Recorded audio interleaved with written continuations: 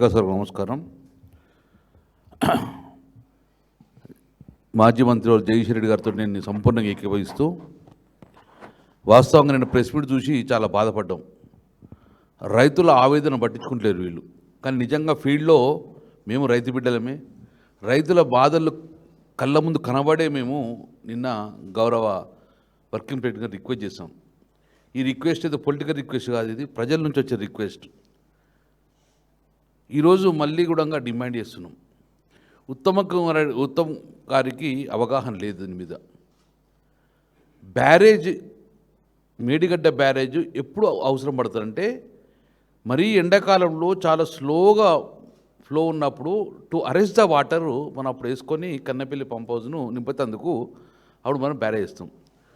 కానీ ఇప్పుడు నా పరిస్థితిలో నిన్న మేము పోయినప్పుడు సుమారు 1,00,000 క్యూసెక్స్ నీళ్ళు పోయినాయి. కన్నెపల్లి పంప్ హౌస్కు నీళ్ళు వస్తున్నాయి. మీరు ఆన్ చేయమంటే ఇంతవరకు దాని మీద అవగాహన లేదు. నిన్న ఉత్తమ్ కుమార్ రెడ్డి ఏమంటారంటే, బ్యారేజ్ కూలిపోయింది కదా, దీనికి సంబంధం లేదని చెప్పుకుంటూ ఎన్డిఎస్ఏ ఎక్కడ కూడా సుందిళ్లను అన్నారంను నింపొద్దని చెప్పి ఎక్కడ చెప్పలేదు. చెప్తే మీకు ప్రూవ్ చేయండి మీకు. సో ఇదంతా ఒకవైపు. ఈరోజు ప్రధానంగా డిమాండ్ చేస్తున్నాం. ఎల్లంపల్లిలో నీళ్ళు వచ్చినాయి. ఇప్పుడు ఎల్లంపల్లిలో ఇప్పుడు 8 నుంచి 9 టీఎంసీ నీళ్ళు ఉన్నాయి.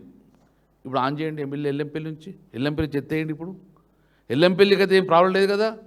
ఎల్లంపల్లి నుంచి వరదకాలం నీళ్ళు వేయండి. ఎల్లంపల్లి నుంచి మేడారం నుంచి లక్ష్మీపూర్ నుంచి మీరు మిడ్మాన నింపచ్చు.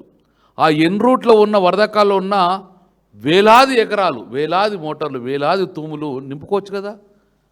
మాకు రోజు 2 టీఎంసీ 3 టీఎంసీ సరిపోతాయి మాకు. మరి దీనికి ఉన్న ఇబ్బంది ఏంది? ఏం చెప్పారు? ఇక్కడ నీకు కన్నెపల్లి రాదు, ఇక్కడ మేడిగడ్డ రాదు, అన్నారం రాదు, సుందిల రాదు. కేవలం ఇప్పుడు ఎల్లంపల్లికి నీళ్ళు వచ్చినాయి. ఎల్లంపల్లి నుంచి మీరు నీళ్లు రిలీజ్ చేయాలి. రిలీజ్ చేస్తే వరదకాలం చూస్తే మిడ్మానకు పోతే మిడ్మాన నుంచి ఎల్ఎండి కూడా రావాలి. ఎల్ఎండిలో ఇప్పుడు డ్రింకింగ్ వాటర్ ప్రాబ్లం ఉంది కరీంనగర్ టౌన్కు. కనీసం ఎల్ఎండి అయినా మీరు ఒక 2-3 టీఎంసీ నింపే ప్రయత్నం చేయమన్నాం. సో ఎల్ఎండి వరకు నింపేది, మిడ్మానకు పంపేది, ఎన్ రూట్లో ఉన్న మొత్తం కూడా రైతాంగానికి నారు పోసుకుంటారండి. మేము ప్రభుత్వాన్ని మేము కూడా ఒకసారి పర్యటించండి. ఇప్పటి వరకు 100 గ్రామాలు నారు పోయలే. నారు పోయాలంటే ఫ్యూచర్లో నీళ్ళు వస్తాయలేమని చెప్పి ఒక నమ్మకం కలిగియాలి. అందుకే ఇప్పుడు ఎల్లంపల్లి నీళ్ళు ఇస్తామని చెప్పి ప్రభుత్వం ప్రకటన చేయండి.